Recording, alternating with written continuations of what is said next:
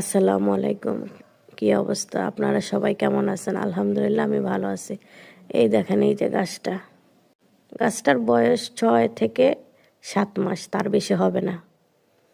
এর মধ্যে ফুল চলে আসছে, কিন্তু এত ছোট গাছে তো আর ফুল রাখা সম্ভব না, গাছটা দুর্বল হয়ে যাবে।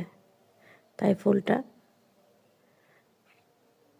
কেটে দিলাম। এখন কাটা যে অংশ রয়েছে তার মধ্যে ছত্রাকনাশক কিছু নিলাম, একটু পানি দিয়ে মিশিয়ে এই কাটা জায়গাটার মধ্যে ভালোভাবে ছত্রাকনাশকটা দিয়ে দিলাম, যেন গাছটার মধ্যে কোনো ভাইরাস আক্রমণ না করতে পারে। এই দেখুন, এত ভালো জাতের আম গাছটা। এটা হলো ভিয়েতনামি 12 মাসি আম গাছ। মাশাআল্লাহ, দেখেন এত ছোট গাছেই ফুল চলে আসছে।